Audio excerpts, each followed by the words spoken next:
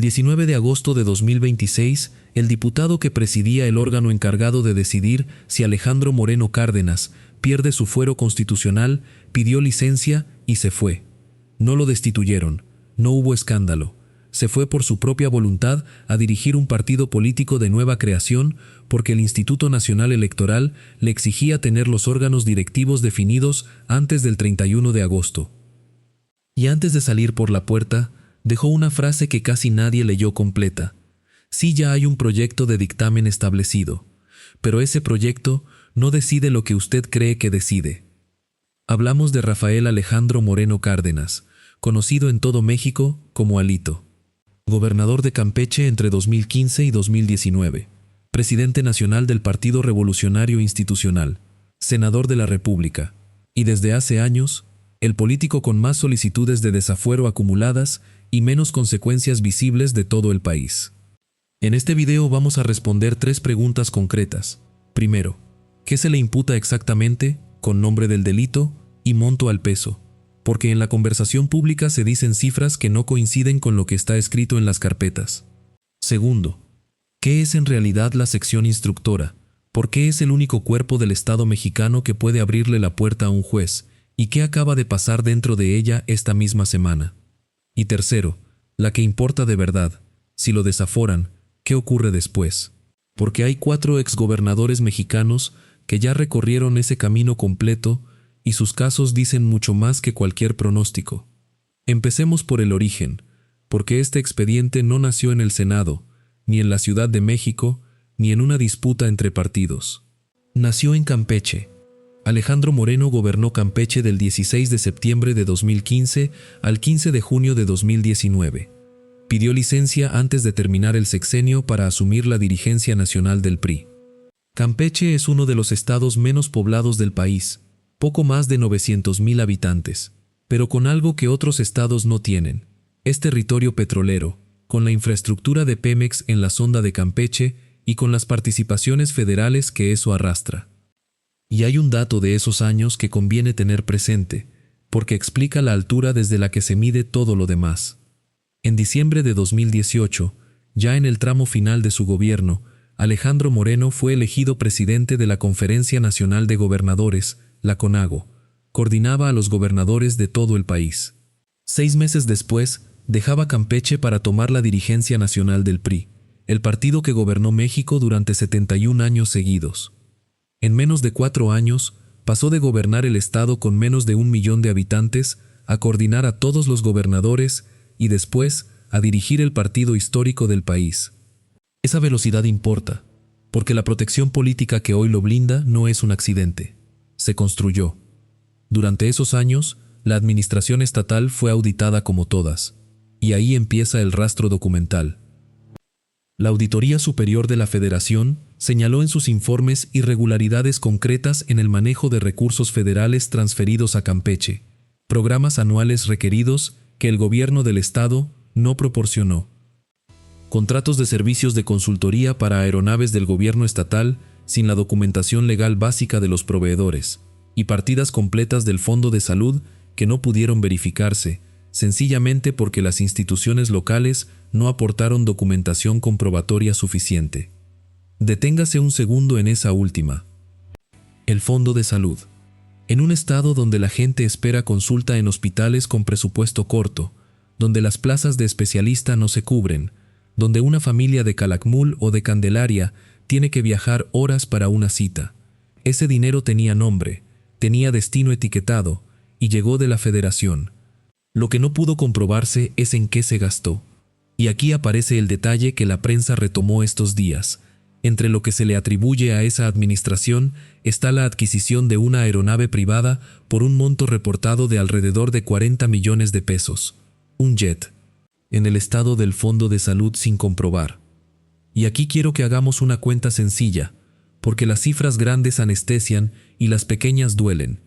40 millones de pesos, al cambio de los años en que se habría hecho esa compra, son varios millones de dólares. Con esa cantidad se equipa un área completa de oncología pediátrica. Se pagan durante años los sueldos de decenas de especialistas en un estado que no logra cubrir sus plazas. Se compran ambulancias para los municipios del interior. esos a los que se llega por carreteras de terracería y desde los que un traslado de urgencia puede tardar horas. No estoy diciendo que ese dinero se robara. Eso lo tiene que determinar un juez y todavía no lo ha hecho. Estoy diciendo qué se dejó de hacer con él, que es una pregunta distinta y que ningún tribunal va a responder nunca. Ese es el costo humano que se pierde detrás de la palabra peculado. No es una cifra en un informe de auditoría, es una consulta que no llegó. Ahora vamos a la cifra que sostiene todo el expediente penal, porque es la que hay que tener clara. La Fiscalía Especializada en Combate a la Corrupción del Estado de Campeche construyó una acusación por el presunto desvío de 83.508.000 pesos del erario público durante su gestión como gobernador. 83.5 millones. Los delitos que se le imputan son peculado, uso indebido de atribuciones y usurpación de funciones. Esa fiscalía, encabezada por Renato Sales Heredia, declaró públicamente desde hace tiempo que existía evidencia suficiente para desaforarlo, y no se quedó en la declaración, judicializó carpetas. Hay 4 carpetas de investigación y 17 exfuncionarios de su administración que ya están vinculados a proceso. Léalo otra vez, porque es la parte que casi nadie subraya. 17 personas que trabajaron para él ya están dentro del sistema penal. Él no. Y la diferencia entre ellos y él no es la gravedad de lo imputado. Es una figura del artículo 111 de la Constitución que se llama fuero. Vamos a explicar qué es el fuero, porque en México se habla de él como si fuera impunidad y no lo es exactamente. El fuero constitucional no impide que se investigue a un servidor público, no impide que se abran carpetas, no impide que la Fiscalía reúna pruebas. Lo que impide es una sola cosa: que un juez penal pueda procesarlo mientras ocupe el cargo. Para que ese juez pueda actuar, la Cámara de Diputados tiene que retirarle la protección primero. A ese trámite se le llama declaración de procedencia, y en el habla común, desafuero. Es decir, mientras Alejandro Moreno sea senador, ningún juez de Campeche puede tocarlo. No porque sea inocente ni porque sea culpable, porque la Constitución mexicana pone a la Cámara de Diputados como filtro previo, y ese filtro es político, no judicial. Guarde esa idea, porque es la que explica todo lo que viene. Y antes de seguir, conviene que veamos cómo ha funcionado esto en la práctica, porque México tiene un precedente que lo enseña todo, y que la mayoría de la gente recuerda mal. En 2005, la Cámara de Diputados aprobó el desafuero de Andrés Manuel López Obrador, entonces jefe de gobierno del Distrito Federal. El caso no era de miles de millones desviados, era un asunto de desacato, la construcción de una vía de acceso a un hospital en un predio en litigio, y una orden judicial que, según la acusación, el gobierno capitalino no acató. La Cámara votó, el desafuero se aprobó. Sobre el papel, el sistema funcionó exactamente como está diseñado. Se le retiró la protección constitucional y quedó expuesto a un juez. Y entonces pasó lo que nadie en el gobierno de aquel momento previó. Cientos de miles de personas salieron a la calle en la Ciudad de México en una marcha que se llamó del silencio. El costo político del desafuero se volvió insostenible. Poco después, la Procuraduría desistió de la acción penal. No hubo juicio, no hubo consecuencia judicial, y el desaforado terminó convertido en el político más popular del país, con 2 campañas presidenciales por delante y una tercera que ganaría en 2018. Piense usted en lo que significa ese precedente. El desafuero más famoso de la historia moderna de México terminó siendo el mejor negocio político que le pudo pasar al desaforado. Por eso el fuero no se entiende solo como una figura jurídica. Se entiende como un cálculo. Quien impulsa un desafuero no solo se pregunta si hay pruebas, se pregunta también qué pasa después con el que cae, con el que empuja y con el que se queda mirando. Ese cálculo está detrás de cada movimiento de este expediente. Y es la razón por la que, en un país donde los desafueros son rarísimos, el que sí se consumó terminó sin un solo día de proceso. Hay una diferencia importante, eso sí, y hay que decirla con precisión. En 2005, el caso era un desacato procesal sin monto ni patrimonio de por medio. Aquí hablamos de una acusación por desvío de recursos públicos con cifra, con carpetas judicializadas y con 17 personas de la misma administración ya dentro del sistema penal. No es lo mismo, pero la mecánica política del filtro es idéntica. porque ya hubo un primer intento, y fracasó. La primera solicitud de desafuero contra Alejandro Moreno llegó a la Cámara de Diputados y se quedó ahí. No fue rechazada en una votación histórica. No hubo un debate en tribuna donde se decidiera su suerte. Simplemente no avanzó. Se archivó. El expediente entró y dejó de moverse. En julio de 2024, el medio, sin embargo, documentó ese estancamiento y las evasivas de los responsables cuando se les preguntaba por qué el expediente llevaba 2 años detenido. Nadie quiso responder directamente. Esa evasión, registrada por escrito, dijo más sobre el ambiente político del momento que cualquier declaración formal. Y mientras el expediente dormía, ocurrió lo de los audios. Durante meses, en Campeche, la entonces gobernadora Laida Sansores difundió grabaciones en un espacio semanal que el país entero acabó conociendo como el Martes del Jaguar. En esas grabaciones aparecía la voz de Alejandro Moreno en conversaciones privadas. El escándalo fue nacional y el tono de aquellas cintas se volvió material de portada durante semanas. Conviene entender qué era realmente ese espacio, porque no fue periodismo, fue una gobernadora en funciones, desde el aparato del Estado, difundiendo material privado de su adversario político, semana tras semana, con formato de programa. El país entero acabó pendiente de cada martes, y ahí está la ambigüedad que este caso arrastra desde entonces, y que hay que nombrar con honestidad porque es la que sostiene la defensa de Alejandro Moreno hasta hoy. El contenido de aquellas grabaciones dañó su imagen pública de forma devastadora, pero el modo en que se obtuvieron y se difundieron le regaló, al mismo tiempo, el mejor argumento de su vida, que aquello no era justicia, sino una operación política ejecutada desde el poder. Las dos cosas pueden ser ciertas a la vez. Se puede haber usado un método cuestionable y se puede tener, aparte, un expediente con carpetas y auditorías. Pero en el terreno de la percepción pública, mezclar ambas cosas siempre beneficia al señalado. Cada vez que el debate se movía a cómo se grabó, dejaba de moverse a qué se decía en la grabación. Es probablemente la lección más útil de todo este caso para cualquiera que siga la política mexicana. La forma en que se persigue a alguien puede terminar protegiéndolo más que sus abogados. La respuesta de él fue constante y calculada, y conviene reproducirla con precisión porque forma parte del expediente político del caso. Persecución política, cortina de humo, grabaciones ilegalmente obtenidas y vilmente editadas. Y un argumento que con el tiempo fue afinando, que las investigaciones en su contra arrancaron justo después de que la bancada del PRI votara en contra de la reforma eléctrica del gobierno de López Obrador en la Cámara de Diputados. Aquella reforma necesitaba 2/3 partes de los votos y no las alcanzó precisamente porque el PRI votó en contra.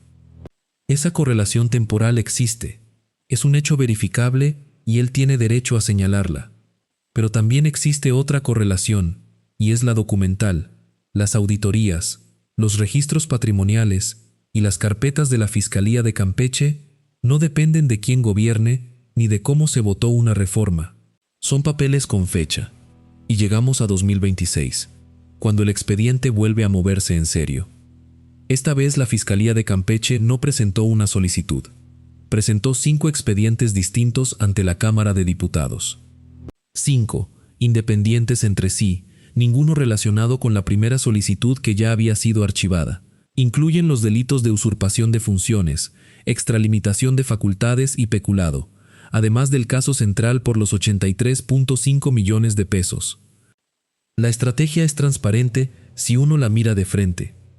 Si el primer expediente se archivó por una vía, 5 expedientes distintos no pueden archivarse todos por la misma.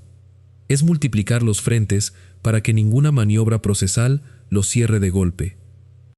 Y hay una segunda estrategia, más silenciosa, que lleva años ejecutándose. Volvamos a esos 17 exfuncionarios. Cuando una fiscalía quiere construir un caso contra alguien que está protegido, no empieza por él, empieza por abajo. Procesa a quien firmó los contratos, a quien autorizó las transferencias, a quien recibió las facturas, a quien manejó la caja, y lo hace por 2 razones muy concretas.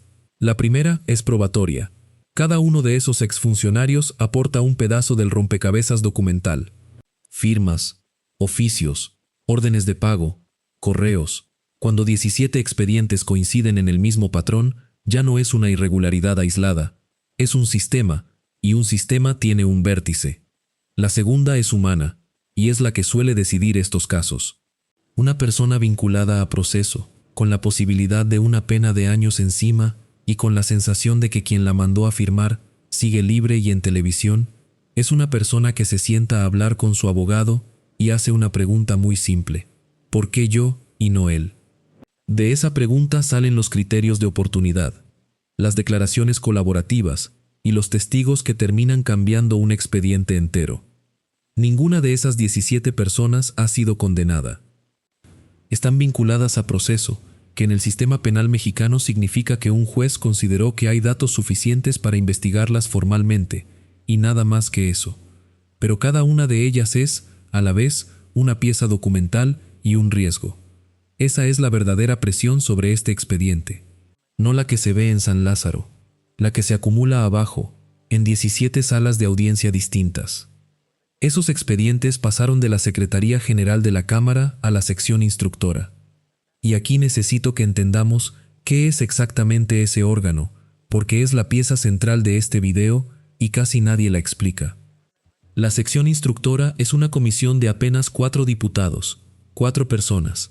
Es la que recibe la solicitud de la Fiscalía, notifica a las partes, practica diligencias, valora si hay elementos y redacta un dictamen. Ese dictamen sube después al Pleno de la Cámara, y son los 500 diputados quienes votan si le retiran el fuero o no. 4 personas deciden qué llega al Pleno, y el Pleno decide si un juez puede o no abrir el proceso. Todo el sistema de rendición de cuentas de un servidor público con fuero en México pasa por ese embudo. Por eso importa tanto quién preside la sección instructora, y por eso lo que pasó esta semana no es un detalle administrativo. Vamos con ello. El presidente de la sección instructora era el diputado de Morena, Hugo Eric Flores Cervantes. Él fue quien confirmó que la nueva solicitud había pasado a su comisión y que se abría el periodo formal para notificar a las partes, realizar diligencias y emitir dictamen. Él fue la cara del proceso durante meses. El 19 de agosto de 2026 solicitó licencia en la Cámara de Diputados y dejó la presidencia de la sección instructora. No renunció por presiones del caso. La razón que dio es concreta y verificable. Se va a dirigir un partido político de nueva creación llamado Paz, y el Instituto Nacional Electoral exigía que los órganos directivos del nuevo partido estuvieran definidos antes del 31 de agosto. Un calendario electoral, no un calendario judicial, pero el efecto sobre el expediente es real, y él mismo lo describió antes de irse. Primero, dijo que ya existe un proyecto de dictamen sobre la solicitud de desafuero. Eso es cierto y es importante. Hay un documento redactado. Segundo, y aquí está la parte que se perdió en los titulares, aclaró que ese proyecto no determina todavía el desafuero. Lo que plantea es si existen elementos para admitir o no a trámite el procedimiento. Deténgase en la diferencia, porque no es semántica. Un dictamen que decide el desafuero es el final del camino. Un dictamen que decide si se admite a trámite es apenas la puerta de entrada. Lo que hay redactado sobre la mesa no dice si Alejandro Moreno pierde el fuero. Dice si el asunto merece siquiera empezar a estudiarse a fondo. Y tercero, ese proyecto queda archivado mientras se espera información final de la Fiscalía de Campeche y será entregado a quien sea designado para continuar el proceso. El próximo presidente de la sección instructora, que Morena elegirá en su siguiente plenaria, será quien lo retome. Sumemos las 3 cosas.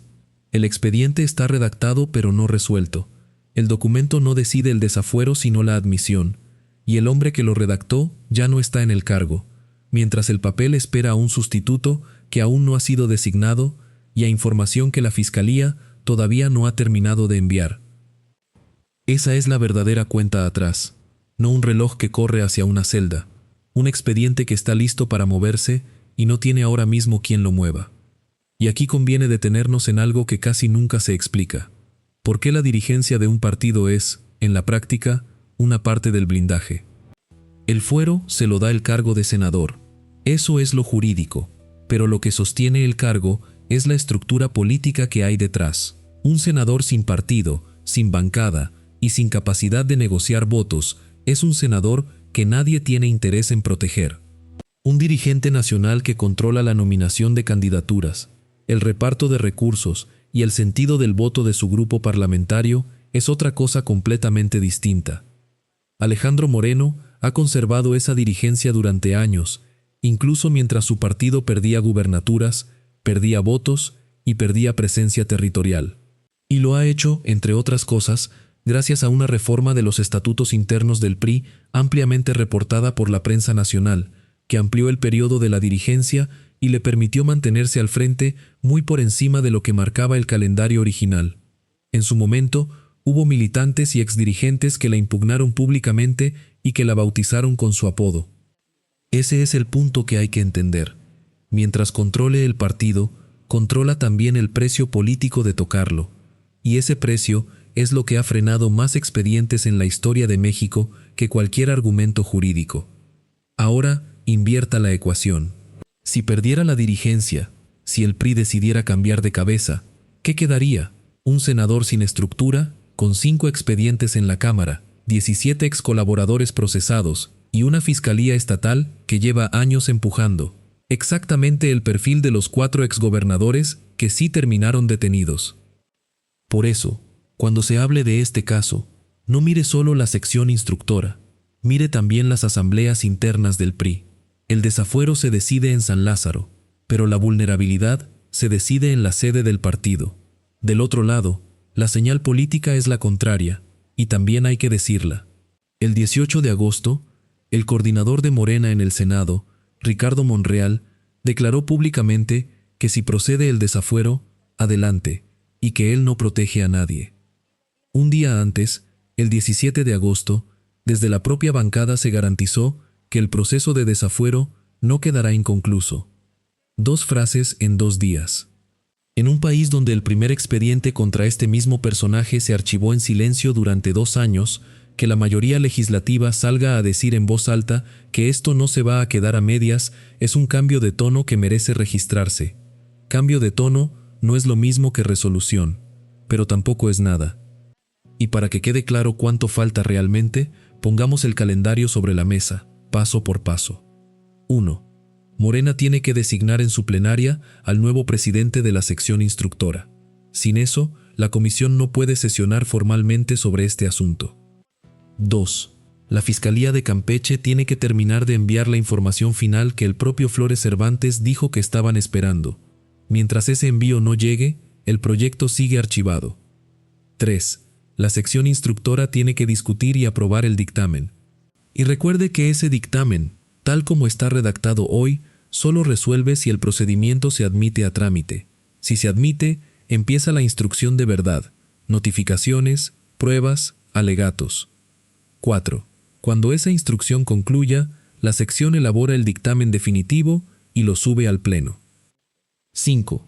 El Pleno de la Cámara de Diputados, constituido en jurado de procedencia, vota.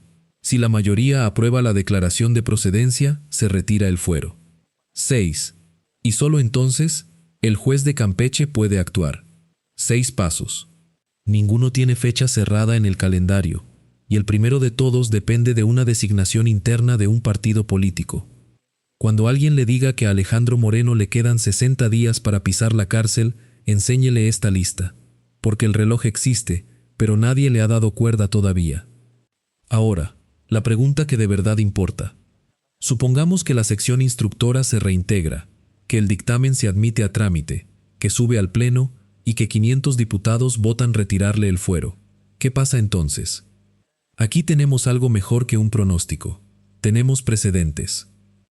Javier Duarte gobernó Veracruz 6 años, pidió licencia en octubre de 2016, desapareció y estuvo prófugo 6 meses hasta que lo detuvieron en Guatemala en abril de 2017. Fue extraditado y en septiembre de 2018 se declaró culpable en un procedimiento abreviado. 9 años de sentencia. Roberto Borge gobernó Quintana Roo. Fue detenido en Panamá en junio de 2017 cuando intentaba abordar un vuelo, y extraditado a México meses después. Enfrentó procesos por operaciones con recursos de procedencia ilícita y por el desvío patrimonial del Estado. César Duarte gobernó Chihuahua. Salió del país, fue localizado y detenido en Estados Unidos en 2020, y tras un proceso de extradición, terminó entregado a México para responder por peculado y asociación delictuosa. Tomás Yarrington gobernó Tamaulipas y llegó a figurar en las listas de posibles candidatos presidenciales de su partido. Estuvo prófugo años. Lo detuvieron en Italia en 2017 y terminó respondiendo ante una corte federal estadounidense. Roberto Sandoval, exgobernador de Nayarit, y Mario Marín, exgobernador de Puebla, también terminaron detenidos y procesados años después de dejar el cargo. Y este mismo agosto de 2026, Ángel Aguirre Rivero, exgobernador de Guerrero, fue detenido y trasladado al Penal Federal del Altiplano, vinculado a proceso por desaparición forzada en el caso de los 43 normalistas de Ayotzinapa. 7 exgobernadores, 7 procesos que sí avanzaron. Pero fíjese en el patrón, porque es incómodo. Duarte huyó y lo detuvieron fuera. Borge huyó y lo detuvieron fuera. César Duarte huyó y lo detuvieron fuera. Yarrington huyó y lo detuvieron fuera. En 4 de los 7 casos, el sistema mexicano no los alcanzó mientras estaban dentro del país. Los alcanzó después, cuando ya habían perdido el cargo, el partido y los aliados. Y en los 3 restantes, el denominador común es el mismo con otra forma. Ninguno tenía ya poder político real cuando llegó la detención. Sandoval llevaba años fuera del gobierno. Marín llevaba más de una década. Aguirre Rivero fue detenido 12 años después de la noche de Iguala. Ese es el patrón que este expediente pone a prueba. Ninguno de esos 7 estaba, en el momento de caer, presidiendo un partido nacional ni ocupando un escaño en el Senado. Alejandro Moreno sí. Si este caso avanzara con él todavía en el cargo, sería la excepción a una regla que en México lleva décadas cumpliéndose sin fallar. Y conviene explicar qué ocurriría exactamente el día después de un desafuero, porque tampoco es lo que mucha gente imagina. Retirar el fuero no es una condena, no es siquiera una imputación nueva. Lo único que hace la declaración de procedencia es levantar la barrera. A partir de ese momento, el juez de Campeche que tiene la carpeta puede citarlo, puede llamarlo a una audiencia inicial y puede, si la fiscalía lo solicita y el juez lo concede, dictar medidas cautelares. Ahí es donde entra el detalle técnico que decide si alguien duerme en su casa o en un penal. El peculado es uno de los delitos por los que la fiscalía puede pedir prisión preventiva justificada, y esa decisión no la toma el fiscal, la toma el juez, después de escuchar a la defensa y valorar el riesgo de fuga y de obstaculización del proceso. Con 17 coacusados ya dentro del sistema y con antecedentes de exgobernadores mexicanos que salieron del país, ese argumento tendría peso, pero seguiría siendo una decisión judicial, no automática. Y después de eso empezaría lo largo, la investigación complementaria, los plazos, los amparos, las apelaciones. Un proceso penal de esta escala en México no se mide en semanas, se mide en años. Ese es el dato que Alejandro Moreno conoce mejor que nadie. Mientras conserve la senaduría y la dirigencia nacional del PRI, conserva la única barrera que en la práctica ha funcionado en México. Y esa barrera no se pierde en un tribunal, se pierde en una votación. Y hay una última pieza que casi nunca se menciona y que puede acabar pesando más que la penal. El proceso penal no es la única vía. Existe también la responsabilidad administrativa, que corre por su cuenta y que puede terminar en sanciones económicas y en inhabilitación para ocupar cargos públicos. Esa vía no necesita un desafuero para avanzar, porque no implica que un juez penal lo procese. Y existe una tercera, la extinción de dominio, un procedimiento de naturaleza civil por el que el Estado puede reclamar bienes cuyo origen lícito no se acredita, con independencia de que exista o no una condena penal contra su propietario. Le doy ese detalle por una razón concreta. Cuando la conversación pública se reduce a si alguien pisa o no pisa la cárcel, se pierde de vista la pregunta que más le importa al ciudadano que pagó esos impuestos. ¿Vuelve el dinero? Y ahí, el historial mexicano es todavía peor que en lo penal. En la mayoría de los casos de exgobernadores procesados, lo efectivamente recuperado ha sido una fracción mínima de lo señalado. Las condenas llegan tarde y reducidas. Los recursos casi nunca vuelven. Cerremos esto como corresponde. Alejandro Moreno Cárdenas no ha sido condenado por nada. Ni siquiera ha sido procesado, porque un juez no ha podido abrir el proceso. Lo que existe son carpetas de investigación de una fiscalía estatal, 5 solicitudes ante la Cámara de Diputados y un proyecto de dictamen que ni siquiera resuelve el desafuero. Presunción de inocencia. Eso aplica para él exactamente igual que para cualquiera, y este canal no va a decir lo contrario. Lo que sí está documentado son los 17 exfuncionarios de su administración ya vinculados a proceso, las 4 carpetas judicializadas, los señalamientos de la Auditoría Superior de la Federación sobre recursos que no pudieron comprobarse, y la cifra concreta de 83.508.000 pesos que sostiene la acusación central. Y lo que está detenido, hoy, mientras usted ve este video, es un papel esperando a que alguien lo firme. Porque al final de todos estos años, de todos estos expedientes, de todas estas comisiones y estos plazos, hay una realidad que ninguna votación en San Lázaro ha tocado.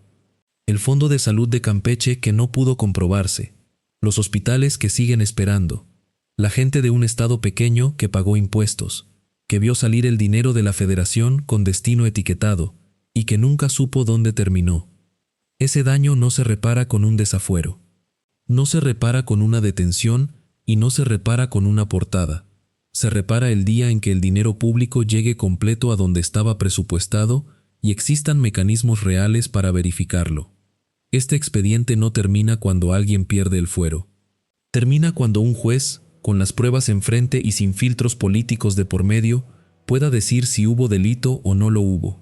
Y a eso, hoy, todavía no hemos llegado. ¿Ustedes qué opinan? ¿Creen que esta vez el expediente sí llegará al Pleno de la Cámara? ¿O creen que va a ocurrir lo mismo que ocurrió con el primero, que entró y se quedó dormido 2 años? Y una pregunta más incómoda.